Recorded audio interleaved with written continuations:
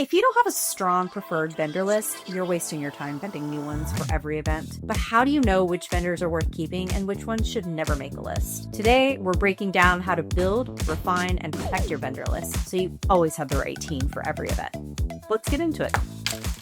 I kind of want to talk about some of the mistakes that we have maybe made when we have hired vendors. Yeah, they are make or break. Yes.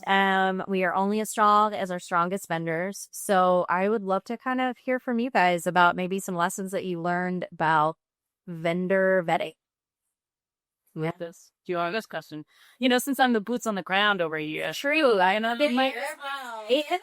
That's so in it. So tell us a little bit about that. Yeah, I have a little story actually. So I have a really big program, and I had a vendor that we had used in the past, but we hadn't been using them since pre-COVID. So things had definitely changed with them and their inventory and how they contracted things. And so they were doing large pieces for us, like huge Oscar statues and a huge horse. And it was lots of big, big pieces. And they had sent us a quote, and there was just lots of things that were not correct in the sense of you weren't sure where money was adding up to. So there are lots of items that didn't need to be as high as they were. There were just costs that didn't need to be in there. And it took me and my colleagues sitting down for an hour, going through everything that they had sent us and being like, okay, that's $1,000 that shouldn't be on. Okay, here's another $50 that shouldn't be on here. And we totaled it up, and it was like almost $3,000 charges that shouldn't be on a contract, that had nothing to do with what they were bringing. So I think it's just something to learn about is, after COVID, re-vetting our vendors and re-understanding how things had changed and adjusted.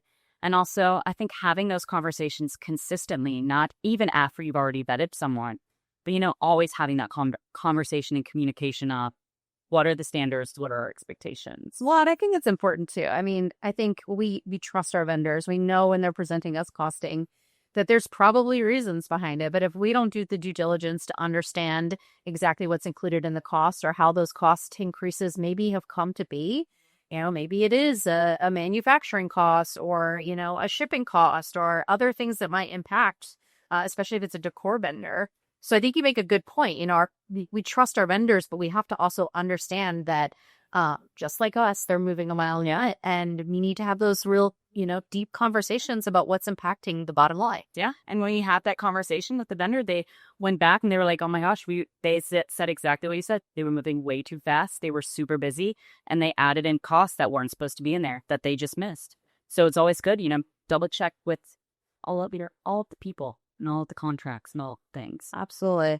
I have a totally different one that comes to mind for me. First off is I was doing an event in Fargo, North Dakota. Ooh, okay.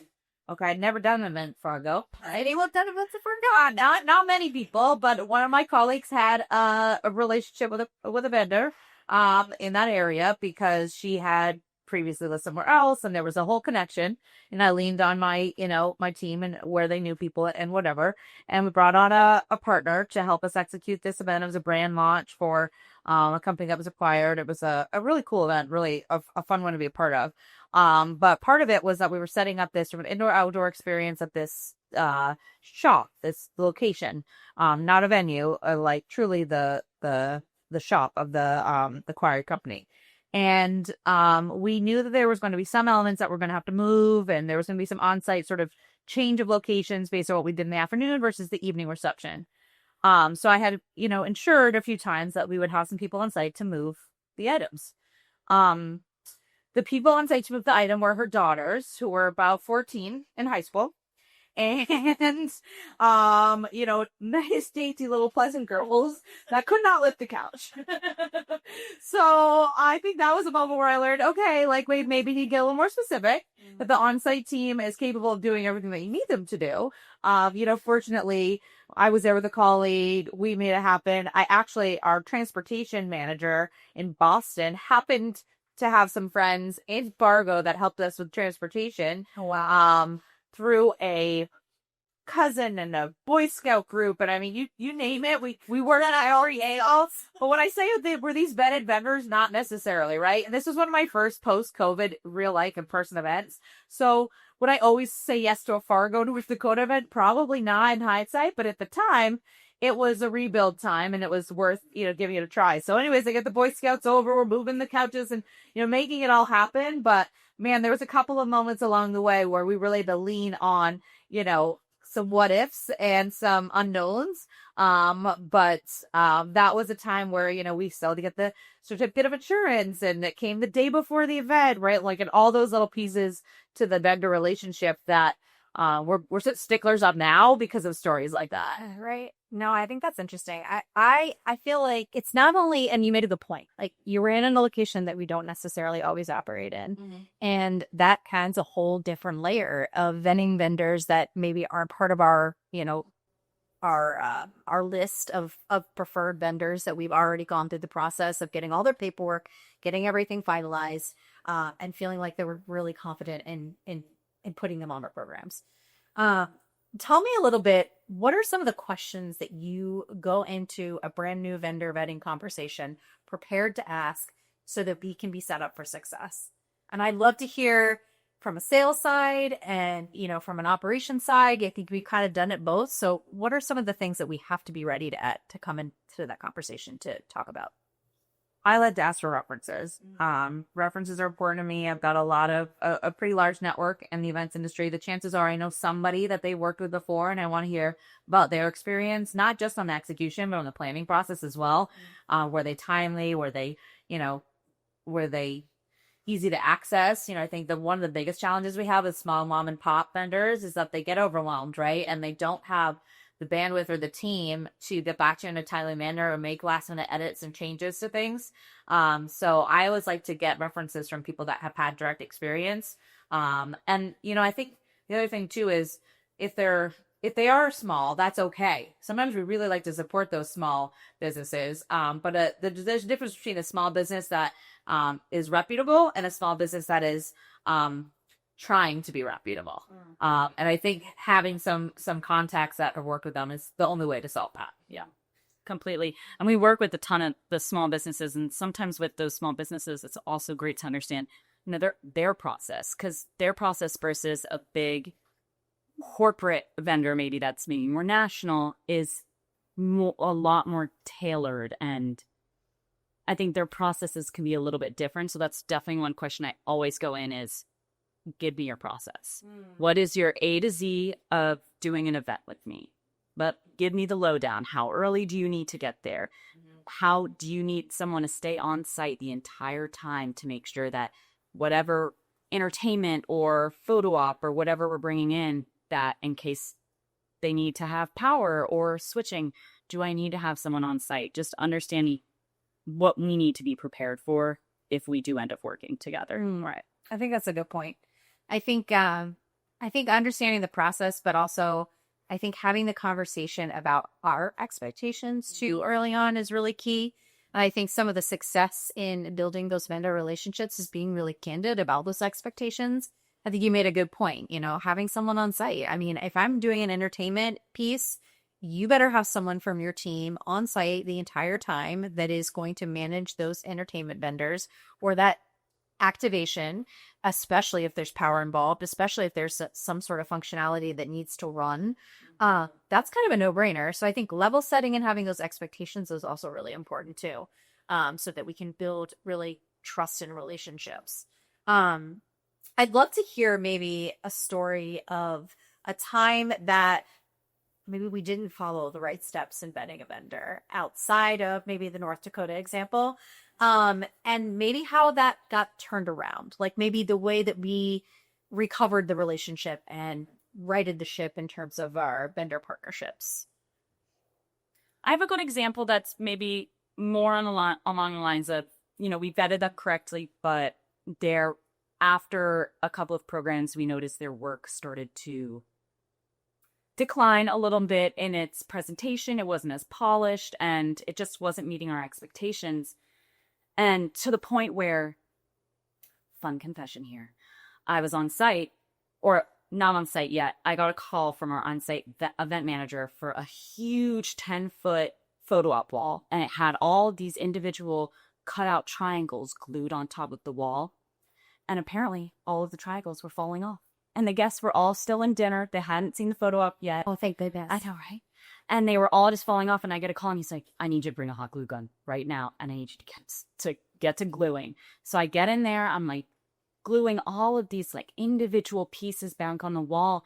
I'm thinking to myself, one conversation earlier, one conversation when we had noticed the work was declining would have been the problem solver there, because then that 10-foot wall would have come correctly and I would have not had to bring a hot glue gun on site. So I think to your point too that you made earlier is, having that open-minded communication. What are our expectations? What are theirs? And how can we both meet to meet the class? So did any of the attendees see the gluing happen? No. Oh no. Only the lighting guys, and they were cracking. Okay. Yeah, I think the reality versus expectations when you're doing a custom piece like that can come up a lot, or even like with a caterer.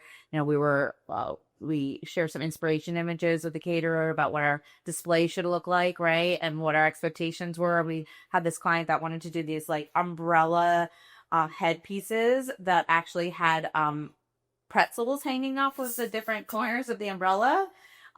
Delicious and functional. I mean, it was a carnival theme, right? It was just like unique ways to serve carnival items. So like the inspiration picture, really cool. The clear, cheap umbrellas that they had like hacked together and the execution, not so cool. So being really clear in the communication and the inspiration versus reality moments, that was a lesson learned. And it was actually a vetted vendor to that scenario, but that wasn't a vetted concept from that vendor. So I think there's two pieces to that pie as well. Similarly, so we did an event last week and we had, we were using a vendor for one service. The scope of the program changed. So we said, what can we still use you for since we're on the hook for something? Mm-hmm. And they said, well, you can use this for coat check or, something simple and small.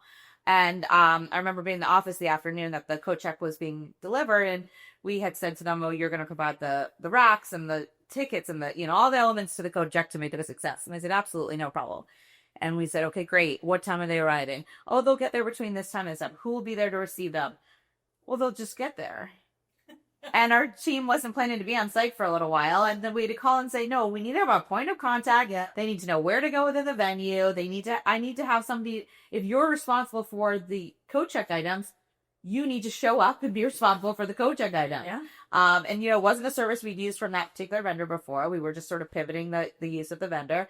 And, my colleague calling them saying, hey, who is going to own this and be responsible? If we're paying you for this service, we expect you to own it. And then, just because we were nervous, we ended up going over early and just doing the job for them. But at that point, we could have ordered those items too. We just were trying to be respectful of the contract that we had already signed and had to sort of change some of the plans around. So sometimes pivoting works, sometimes it doesn't. Exactly. And sometimes I think that for me, those were lessons more around like using people for their strengths and not trying to force them to do something that's cool and outside the box and exciting and creative if their capabilities are really just not there. That's a good point.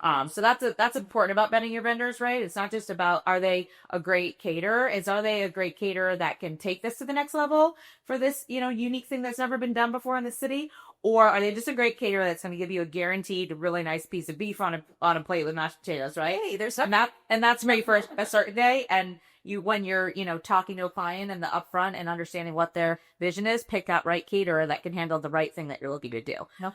So that's part of it. There's nothing wrong with being specialized. And I think it's a strong suit. And they can say, hey, we're really good at this, not so much at this. And then you can play to your strengths, build that confidence. In an episode all about vendors, it's only fitting that we talk to one of our favorites. In this next segment, I'm talking to Mike Gallant from Perfect Parties about how partners like him always make us look good. From vetting their own talent or keeping up with trends that keep them relevant at every event, we'll talk about all of it. Here's my conversation with Mike Gallant from Perfect Parties. All right. Before we dive into the details of our partnership, Mike, tell us about Perfect Parties and how you became a preferred vendor of us. And for a very long time, you've been a preferred vendor of ours as well. So tell us a little bit about your story and how you got to where you are and how we got to where we are. First, Karen, thank you for having me on today. you'll notice I'm standing. I'm very excited to be here today, and I might be animated, joining you on your show today. So thank you for that. Um, Perfect Parties, for those that are watching at home and are not familiar with who we are, we're a nationwide event rental company. We've been in business for 25 years. We operate out of three different hubs: Boston, Charlotte, and Fort Worth. And we have a 500 piece inventory that is comprised of amusement rides, inflatables, arcade games, carnival games, and unique photo ops for corporate clients nationwide.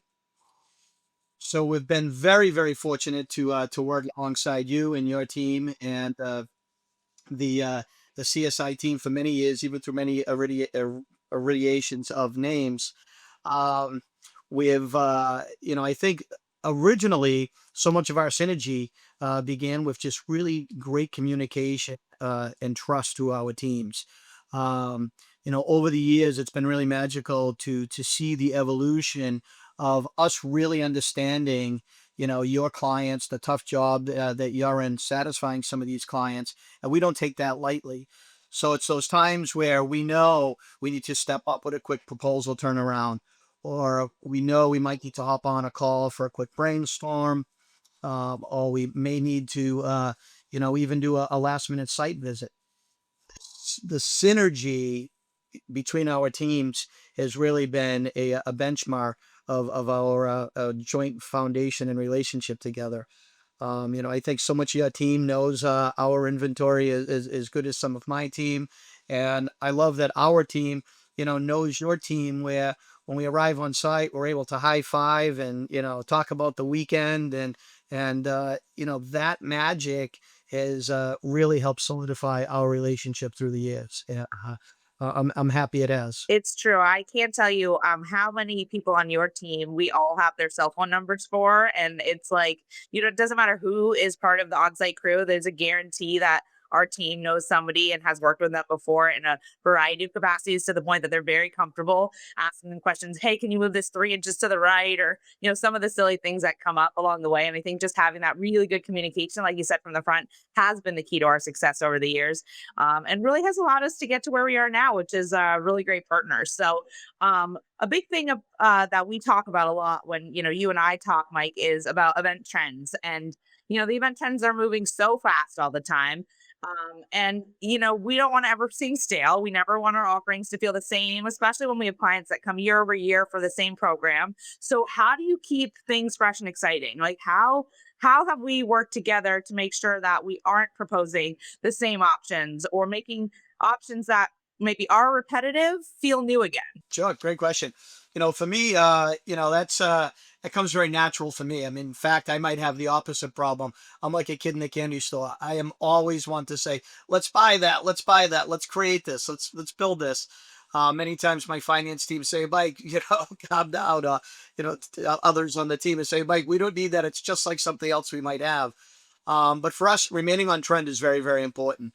I think it's really tremendous that we're able to rely on the communication of you and your team. Perhaps, you've seen an activation, or you've seen an event happen elsewhere in the country, and that might be, plant a seed with something that we might do here internally. We put a lot of emphasis on making sure that our inventory is not stale. I think, watching, paying attention to what's going on around us in the world of social media is very, very important. I have a little X factor in the sense that I have twin 15-year-old daughters, so they're quick to tell me what's cool, what's not cool. So I get a little bit of insight there. And I also, I think it's also our obsession with, trade shows. We have a hefty trade show budget, where we're making sure we don't miss a show where maybe we saw that first time vendor exhibiting and bring a product, to market that we might never have seen. Today, more and more, Kara, we're seeing too that the need to create, and sometimes there's not an off the shelf game or an off the shelf photo provider, and it's something that needs to, marry two or three different vendors to create that attraction that a client wants. Yeah, no, absolutely. I remember a conversation we had a couple years ago where we were planning an event in Boston and it sort of had a carnival moment to it, but it wasn't a traditional carnival. And it was a client that only comes to Boston once every 10 years. So they really wanted their Boston moments to shine. And we had a really creative brainstorming session about how can we take carnival games and make them Boston carnival games, right? And your team absolutely blew us away. And now we've rebooked these Boston esque carnival games I don't know how many times in the last couple of years since we had that conversation, talked about something that was a need that was different. And, instead of, a ring toss, we're tossing a ring over, a swan boat in the public garden backdrop or throwing a baseball through a Fenway Park backdrop instead of a speed pitch over, milk jugs or something more traditional. Right. So that was a good example in my remembrance of how we stayed on trend, but also, gave people what they were asking for in a way that was a little bit different than what they'd seen before. Absolutely. And, it's a great example of the partnership in action. Your team challenging our team with what can you do differently? What can you do to satisfy this out of town client? And your team knowing the capabilities of Perfect Parties and knowing that we have the ability to create, build, and design something custom that at the end of the day, it hits the mark with your client. It almost reminds me, Kara, of the moment where we did the rowboat photo op. You might remember that, instead of just doing a traditional green screen, we had that client that wanted that very authentic sort of nautical Boston, photo op experience. And we built that complete, background set with the actual rowboat and the guests were getting in and out of the rowboat, for that photo op. Again, it was just taking that photo experience and octane higher, aside from just having a green screen background, but bringing in the prop and bringing in that custom sort of piece to it where the client really felt something was curated and tailored just for them. Right. Because it wasn't off the shelf. It had never existed. We just talked about it and willed it to life based on your team being able to do so. So I think that's a great segue into, how we've improvised in the past to kind of create some successful moments. I always think about one of my favorite stories working with you, where I came to you and said, "Hey, Mike, I have a client that is doing an event at a five-star resort off season in Cape Cod. And they would like to have a pickleball court in their ballroom. And the ballroom is, very nice. So we have to make sure we don't ruin anything. We have to have it hit the standards of this five-star property. But we have one day to set it up. And we're going to go through a full branding experience where we've got sponsors and a clinic and then teaching everyone to play pickleball and then executing a pickleball experience. Now, we had a couple of challenges along the way, but do you want to tell the story? Or do you want me to? Sure. I mean, I'm happy to jump in. You're doing a great job, but happy to give you my perspective, my heart palpitations along the way. Yeah. Well, it had never been done before again. We went and we were rolling out the court. And I remember, grabbing a racket and just saying, "Oh, let me bounce a ball for a minute, see how it's going." And the ball didn't bounce. And I called you, Mike, because, the team on site said, "Well, we're still in the process of just rolling out the floor. We're not there yet." And I was like, "Did you test to see if the balls bounced before you brought this whole setup here?" And you said, "Yeah, of course we did. We set it all up in our warehouse. It's nice cement floor, blah, blah, blah." And I said, "Well, we're setting this up on a carpet. It feels a little different." And we went into overdrive of how can we Yes, get these balls to yes, we bounce. did. I think to piggyback that, and just for the viewers to understand the magnitude of it, it was set up in a very high end hotel. There was all sorts of peripheral netting going around the ceiling that was going to protect elaborate chandeliers, Yep. and the floor itself was a really, really, intricately designed floor on a very special material that would allow people not to slip and not allow the graphic not to, to skid when people were stopping abruptly. So internally, we knew we'd be setting up in the ballroom, and we were concerned originally about the carpet. So you may recall that the solution was for us to come in with one of our event floors. So we put down the event floor, we set up the event floor, and then we had the wrap being applied. And this was all happening overnight. And I vividly remember getting a call saying, "Mike, the ball won't bounce." And I'm like, Kara, that's impossible. Like we put the event floor down in the shop. It was playing great. Um, and what we came to find out is that the buoyancy of the carpet underneath the event floor was absorbing the ball so much that it couldn't bounce. When I got your call, I was like, "There's no way." And then I had my guy send me a video, and I was like, "Oh my god, it won't bounce." So the floor is being installed. Clients all excited. We had a pickleball instructor that was going to be running the tournament the next day. Uh, we went, hour radius to every single sporting goods store we could possibly find. And, I thought we were going to be playing pickleball with like a racquetball or a tennis ball. Uh, but lo and behold, there is such thing as a pickleball training ball. And whenever we found this training ball and the reason it's a training ball is because you can use different levels of bounce. And we actually were fortunate enough to stumble upon the training pickleball that actually did the trick. But for a Yeah. good 10, 12 hours, We traveled to every, we were store we could nervous. find in a really remote destination, and we troubleshot like crazy, but it was an incredibly successful event. And I think it's because, you and I were able to troubleshoot that together and, really explore every possibility before we gave up any hope of how this was going to work. And it's actually turned into an annual event that the group has put on in different destinations. We were in Colorado last year and they did the pickleball experience there. Obviously, each destination's been a little bit different. Some destinations have allowed to actually be done on a pickleball court instead of in a ballroom. But I think we sort of set the gold standard for them, which was really fun to be a part of. And the pictures really don't even do it justice about how beautiful it all looked and how it really came together. So that was a confession for sure. As to some of the behind the scenes moments that a lot of the attendees didn't get to be a part of and just saw a wonderful day of pickleball ahead. um, so why do you think these strong partnerships, like, stories that I just shared, between us and your team are so essential for producing these memorable events? Like, what is it about, why are we successful together and more successful because we work with each other than against each other or apart from each other?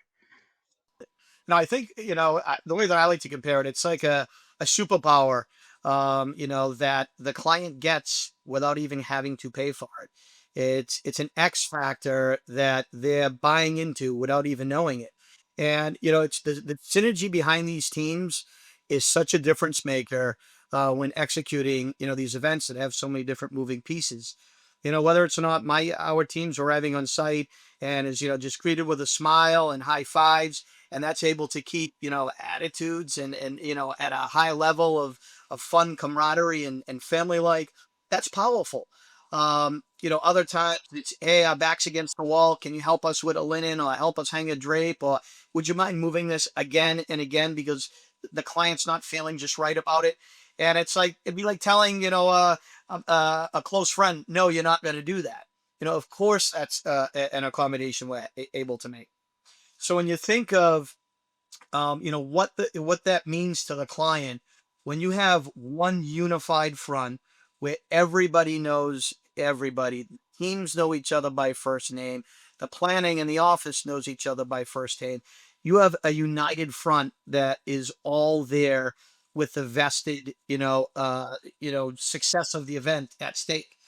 um, all the years that we've worked together, I think it's one of the most powerful pieces of it is not just from an office level, but even from a field crew and on-site team. They become aligned with the CSI expectation. They come aligned with, what the CSI client is expecting of you, and in turn, what we need to deliver to make you succeed. And, through years of tight relationships, that's what the client gets. And we're happy to be a part of. Yeah. And we always say, we're providing a luxury service. So all of our, partners need to provide that luxury service to us so that we can provide it to our clients. Right. So we're not just, filling a void and dropping a photo booth in a room. We are providing a luxury experience of a photo booth every single time. And I think where your team, is the team we count on is because the customer service piece is there from every attendee feels like they're getting a white glove experience when they're doing any of your activations. So, What advice would you give to event planners about choosing the right event party rental company to perfectly match the tone of their event? What questions should they ask? What should they think about in making those decisions? So, what I think is, I think it's very important that event planners interview their rental companies. You know, so many of the events today are more than just a taking an order. And I think it's really important for event planners to interview their rental companies, to ask them for references, to perhaps ask them for case studies, ask them for a challenge, to share a challenge that they may have been presented with and what was provided, as a solution from your company. I think it's one thing for a company to have inventory. I think it's another thing for the team to know how to put that inventory and how to deploy that inventory into a client's event. I like to, look at my team and say it's almost like we have to be an event psychologist. I have to know kind of what's in your head, what you kind of want to have happen, and then I need to be able to extract that, and I need to be able to present you ideas that you never knew existed. And sometimes that's repurposing a piece of inventory that we might not have used, and sometimes it's a unique piece of inventory that, hey, I can rebrand this, or I can rename this, or I can do something different with colors or lights that are going to make this feel on par for the client. So when your client goes to the degree of really trying to understand their event rental partner, they're going to have easier execution. They're going to have more creative ideas that they're actually be able to present to their board and their attendees. They're going to be able to have a nice, concise budget. And those are the pieces that are important, for an event planner when sourcing a rental company, and they're not just expecting to call in and place an order, but to ask questions and see if their partner has the ability to curate and extract and introduce ideas that they haven't thought of. Absolutely. When you were saying that, I was thinking like we always have to be mind readers, right? We're almost our own version of mentalists. And I was thinking about how, you've got one of my favorite mentalists on your team that works as part of your talent division. And we have probably worked with him, I don't know, 25 times in the last 2 or 3 years since we discovered how talented he is. And the mind reader kind of concept roving through an event has been such a trend kind of post COVID, candidly. That's been a really hot item that has just been flying off the shelf for us. We've added it to so many events. I even brought him to my wedding. I mean, loved him. Oh, what other trends like that are you seeing for 2025 and beyond, both in the talent and the rental space? Sure. I think for us, we're seeing two big trends that we're seeing are experiences and personalization. So it's how are we taking existing inventory that might have been a standalone attraction, and how are you making that attraction a larger than life experience? Perhaps maybe used to leaning into talent where we may have taken an airbrush artist and airbrush winter hats. Now you're able to take that airbrush artist, put 6, 8, 10 of them together and build a big facade around them, and all sorts of LED lighting and trussing. And how are you making that artist feel like it's more magical than just being an artist behind a table, but now that it's part of a bigger experience? Um, when you can combine that experience and larger than life surround around an attraction, and then layer in the personalization, for me, that's what I'm excited for 25. We see, brands being able to, brand almost just about anything. We print in house. We have the ability to graphic all, anything from a whack-a-mole game to a giant amusement ride. Honing in on that personalization from a graphic standpoint, a visual color standpoint of lighting, even right down to uniforms that an event team might be wearing on site. It's adding another level of event execution that I see our clients wanting more and more as we continue to propose for events in 25.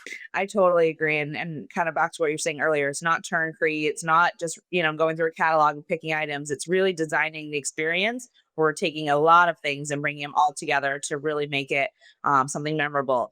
Um, I wanted to ask you to share one confession because this is event planner confessions after all. And you mentioned larger than life a few times there in your trends for 2025. One of my favorite activations that you guys do, which I think is larger than life and truly one of a kind, in my opinion, because it's just not something that people get an opportunity to experience in their lifetime very often, if at all. I mean, it's a really cool curated thing that you do called Dinner in the Sky, and I know you had an opportunity to do Dinner in the Sky for some different types of groups, and you bring in a chef and you literally hoist people into the sky on a crane and serve them dinner. Now, in honor of this being Event Planner Confessions, tell me a story where you did Dinner in the Sky and maybe you ran into some obstacles along the way. This is definitely, we could do a segment on this entire event, but we were doing an event for a specific client where certain food needed to be served on board the dining table. And for the viewers out there that are not familiar with Dinner in the Sky, it's a 22-person table. People sit around the table. They're strapped in with aircraft grade harness, and the entire table is attached to a crane, and it's elevated 180 feet in the air for a unique dining experience.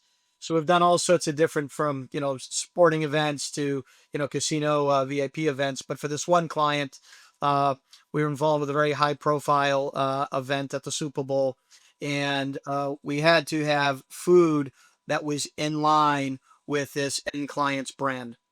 So we were using a local celebrity chef here from Boston that had spent several days leading up to the main event prepping some of the sauces and some of the key ingredients that would really take these dishes to the next level, and the ingredients that were going to take a long time to make because we were going to be on site for such a short period of time. So the chef and I had traveled together from Boston, and a lot of the key sauces and such were boarded the plane with us in a very large, oversized, almost like fishing cooler. Well, I remember getting off the plane and somebody from the airline coming over to us and saying, "Were you the gentleman with the large cooler?" And we said, "Yes." They said, "Well, we had a situation, and the cooler got dropped offloading the plane, and all the contents had spilled." So all these contents had spilled, and as you can imagine, it's always nerve wracking dealing with a chef that had a tremendous amount of time preparing. So concurrently, my team had to depart to start the Dinner in the Sky table setup. We're setting up the table with Darren with some local inspections, and my phone is ringing off the hook from the chef. I answer and I say, "Matt," I said, "I can't chat right now." I said, "I'm dealing with some inspections." And he said, "Well, I'm getting ready to get out of here. You're not going to believe this." He was calling me from the grocery store where he was purchasing everything that he needed to recreate everything that had gotten Still. spilled Yep. from the cooler. Plan B, sure. As he calls, he said, "Matt, you don't understand." He goes, "You don't understand. What happened?" He was putting the groceries into his vehicle, and as he went to go return the carriage to the carriage rack, an older woman had stepped on the gas pedal instead of the brake and had completely rammed into the back of the car, totaling the back of the vehicle, and again smashing all of the food ingredients. No, True no. story. What? Oh my god. Oh Yes. my god. And now he literally has 2 crashed ingredients, and the event is what, the next day, that night? I mean, That was the that's next crazy. day. So I did leave my inspection just to do some damage control. And fortunately, after a couple of sighs and a regroup, we were happy to still pull off what we needed. But for till this day, that was one layer of our Super Bowl Dinner in the Sky experience. And I'm sure the viewers will enjoy the photos of the totaled car because it really it tells the story. Unbelievable. I love it. I love it. Well, we want to hear more of your confessions, Mike. We want to hear more confessions from everyone. We really appreciate you taking the time to spend with us today. I really, always, as I mentioned, I always enjoy working with your team. We feel true confidence and trust in our partnership. And I think that's what, vendor relationships are all about, being partners and not vendors. And you're the top of the line. So thanks for taking the time with us today. And we look forward to working with you again soon. Kara, thank you for having me on the show. It's been a true privilege and a pleasure to work alongside yourself, work alongside your team. I'm grateful for our partnership. I'm grateful for the team synergies, and looking forward to the rest of 225 and what we have in store together. All right, now time for Would You Rather, Vendor Edition. We'll take turns giving each other 2 tough vendor scenarios, and the other hosts have to pick out which one they'd rather deal with. No easy choices on this one. Here we go. All right, we are going to play a little game. We all know it. Would you rather, but vendor edition. Okay, so I'm going to give you kind of 2 vendor scenarios, and I want you to tell me, would you rather A or B? So you have to pick one. It's going to be some tough choices, but I think we can do it. You guys ready? Okay. Mm-hmm. So the first one I have is, would you rather work with an incredibly creative vendor who always delivers stunning results, but is constantly late? I know him. I just called them. Yeah. Or would you rather work with a vendor who's always on time and ultra reliable, but refuses to go outside the box? I'm 100% creative but late. I just told it the times earlier. Just gotta give it maybe extra hour or whatever it takes to get them there in a timely manner. I think those people do exist, but the excellent quality of their work absolutely trumps it for me. Okay, so buffer in the time. Buffer in the time. I'm going to be different here. I'm going to go the reverse. I have been burned by vendors who have wanted to go really creative and push it out and then been so late to where, okay, it's now a cast time and an event started it. You're nowhere around and the client just paid 10 grand for something that they didn't get. So I'm going to go with reliable. All reliable. Okay, go there. No wrong answers. No wrong answers here. Not yet. All right. You want to tee up one? Yeah, I got a good one. Would you rather have a caterer who makes delicious high-end food but is impossible to communicate with, or have a caterer who is easy to work with but their food is just okay? We kind of touched on this a little. For me, it's about quality for my client. I really believe that you have to go the extra mile, be extra communicative. If you have to show up at their shop and walk through the plans with them, you have to show up at their commissary to do it, because you have to put out the best product for your client. Your clients are relying on you to put out good products. So I go quality over. Yeah. I mean, we've heard it before. I mean, with the bite-sized food. Lived it. Yeah, Kara had was to hold up the bite-sized food to prove to her client this is a bite-sized food. So I think there's ways to manage it. So I'm gonna go with food not being okay is not okay. Yeah. So okay, food never good. Yeah, and it's just that's not the level of service that we're hoping for, and it's not the expectation our clients have. We've got to figure out a way around it. So yeah. Okay. Would you rather hire a vendor who is well below budget but not quite your first choice, or hire a vendor who is perfect for the event but puts you slightly over budget?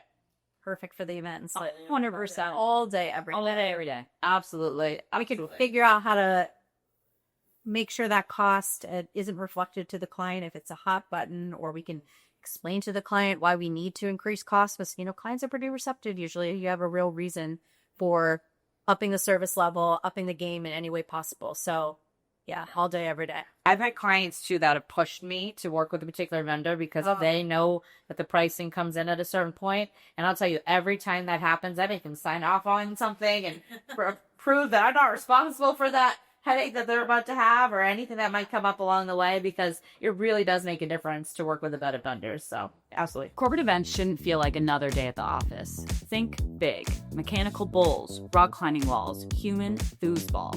Perfect Parties USA turns any event into a high-energy adventure with the best interactive attractions out there. Ready to take your event to the next level? Check out perfectpartiesusa.com. Loyalty to vendors is great until it starts costing you. At what point do you stand by a longtime vendor, and when is it time to move on? Let's talk about the tough calls planners have to make when a trusted vendor starts slipping. In this segment, we'll each share a common scenario. Then we'll talk about how we handle it. Here we go. All right, so this is a little bit of a tougher conversation, and we kind of touched on it before, but how do we navigate conversations when we have to inevitably sit down with a vendor and determine, is this relationship really tenable anymore? And what does that look like? And how do we navigate those questions? How do we navigate those tough conversations, right? So I'm going to do a little bit of a scenario role play, if you will, and we'll kind of talk about how we'd handle it. You guys game? Sure. Okay. All right. So you've worked with the same rental company for years. They've always been reliable, but recently their inventory isn't as clean or well maintained as it used to be. Their setup team is often late and understaffed. Clients have started noticing issues and making small complaints. What do? Do you stick with them and try to work it out? Do you start looking for a new vendor? And what does that conversation really look like? I'll dive in. I believe in loyalty, and I believe that loyalty pays in the long run. I have worked with some of the same vendors for my entire career, and they take care of me when I take care of them. And part of me taking care of them is being honest with them when it's not working. So I have no problem. I usually try to start with whoever my direct contact is. It's not really appropriate usually to go beyond them on the first phone call. But that first phone call may say, I'd like to have a meeting with the next person up or the next person up, and just say, what's working and what's not. I'd like to evaluate some of the challenges my team's had. And I try to get everything in writing from the team to kind of outline, okay, here's all the different moments that have been amiss in recent scenarios, so that I have something to sort of stand on, and go into that meeting with constructive criticism, right? Not just criticism. How can we make this better? Do we need to give you information differently? Do we need to, on site, do we need to provide you with different loading dock instructions at that particular venue? Like, what are the little things that we could do? Because it's a partnership, and I believe that, we need to build partnerships that are long lasting, and we can't just bail on a vendor because maybe, they had some turnover internally, or they're going through some sort of a change in management or something along the way. You don't know necessarily. So who's having a bad day? Yeah, that's a good point.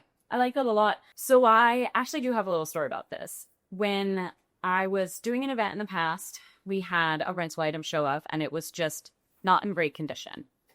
And it was from a vendor that we trust and we use for years constantly. And it was fine. It wasn't a conversation that we had. The client didn't bring it up to us.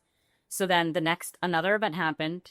Rental items show up again, and different rental items, and they're still in bad condition, to the point where then the client does come up to us and does say that they are very unhappy. Like, if they could have it their way, they would take these chairs off the stage, but such things can't happen.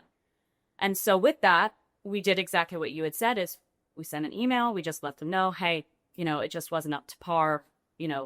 No issue on our part. We're still happy with our partnership, but just moving forward, is this something that can be adjusted?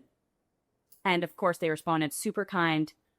We're good with the partnership. And then another event happens, and the rental item shows up awful, like wrong color, not the same color as pictured on the website. Apparently, like, some of the items were miscolored to where the on-site event manager bought a Sharpie and was Sharpieing color now to make sure that it matched blacks. And then she was on site screwing in certain items because the client was really afraid to sit in anything because and it seemed like things might break when they sit. So it was one of those situations where we had to be honest with the vendor. We had to just be, upfront, but still stern. Like, we're not happy about this. We had said it once, and now it happened again, but they were great. And it's one of those things where they didn't even know that their inventory was like that. They had no idea. So as soon as we told them, those things were immediately pulled from their inventory, never to be brought back. So I think, to your point, that's so important, is having that communication, because a lot of times they don't know what's in their warehouse sometimes. They're on the sales end where they're pushing out this inventory. So being able to tell them it wasn't up to par, that helps us be able to make events better for everyone. No, and I think, there's nothing wrong, too, when you run into situations where you sometimes have to pause the relationship for a brief period of time while the vendor works on whether it's, inventory issues or order challenges or trucking issues or product delivery or any of those things, like sometimes that's okay to say like, hey, we're going to take a little break until you guys can kind of feel like you're in a good place and we can move forward. So, or sometimes they pause for you. I don't know if you remember my story back on the episode after of our IMEX recap, where I shared a story about running into a client that reminded me of when I had a vendor literally close their doors during my program. And we had 1,500 people's worth of neighborhoods of Boston's inventory in 3 different ballrooms that we owned at that point because they didn't exist anymore. So I had to recommend you haven't listened to that episode, go back to it, because that is a story about vetting vendors that really hits home. Definitely a lesson learned. Okay. All right, Kara, I think you have one thing you want to share with us, right? Forget boring buffets and basic bar menus. In the next episode, we're talking about the wildest, most unexpected trends in catering, cocktails, and culinary experiences. We're breaking down what's in, what's out, and what your guests will be obsessed with in 2025. If you want the best food and beverage experience at your events, this is the episode you can't afford to skip. Okay, what if you could hire celebrities as vendors for your next event? Would you pick a high-maintenance but legendary chef? A visionary but unpredictable production lead? In this last segment, we're building the ultimate vendor dream team, full of celebrities. Hey, this is going to be fun. All right, so we're going to do a little bit of a twist. We're going to talk about building your perfect vendor list, celebrity edition. Okay, so something a little unique. If you could create the ultimate vendor dream team full of celebrities, what would it look like? I think this is going to be kind of fun. Okay, so which celebrity would you rather hire? Ready? Gordon Ramsay, perfectionist, master chef, will probably scream at the entire kitchen staff. Or Rachel Ray, fun, creative, great in hospitality, but maybe more focused on the vibe than the execution. Ooh. Oh, Rachel, we love a vibe. I know. I mean, personally, I'd rather hang out with Rachel. I know, but I don't know if I want him to be doing a whole event. But I do think that Gordon Ramsay would have more of a pull and would be a little bit more exciting and interactive and might draw the audience to show up. Yeah. Depending on what you're trying to accomplish, per usual. But I'm more Rachel Ray vibes. I'm going to go Gordon Ramsay. I think that'd be so funny. Also, to have a moment for him to go up to someone random and do the idiot sandwich to them at the event. Oh my God. It'd be great. So you're coming to be the CEO, right? So or you're in it for the spectacle, right? Or if you see the show where he goes to like all these random places around the world and he like learns how to cook their food. If we were somewhere really cool, and he actually went out into the the neighborhood and pulled items and made that part of the food experience. I mean, that's cool. Those are the stories that I think make him worth it, and the attitude, whatever. Yeah, get a good attitude. Yeah, whatever Rachel Ray photo op later. Yeah. Same's up next. All right, next. Florals and decor set the entire mood of an event, as we know. So, which celebrity would you hire? Martha Stewart, classic, polished, detail obsessed, but will definitely judge us for our choices. And then Joanna Gaines, guaranteed to create a show-stopping design, but it might be too plain and simple. And it might take a little extra time for her to set up. I'm a Martha Croce.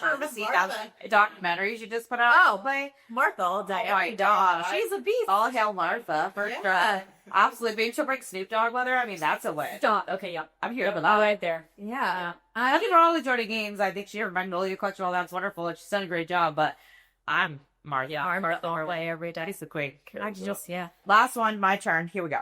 AB and production. Which celebrity would you rather hire? Quentin Tarantino. The production will be full of surprises, wildly creative, and visually stunning, but expect long-winded explanations, unexpected R-rated moments, and some truly bizarre music choices. Yeah. Or Lady Gaga. The show will be bold, theatrical, and impossible to forget, but expect elaborate costume changes, avant-garde staging, and at least one moment where you're questioning what is happening right now. Lady Gaga. All day, every day. Lady Gaga. She is a revolutionary. Have you seen? Is this going to be a Jerry? Quentin Tarantino? I've seen a Quentin Tarantino film. Okay. Once Upon in Hollywood, I just saw that too, and it was really good. I hear Quentin Tarantino for movies all day, every day for entertainment. Lady Gaga all day. Yeah, the event, whoever the clients are for the event really need to be okay with some gore. No and- conservative clients. Yeah.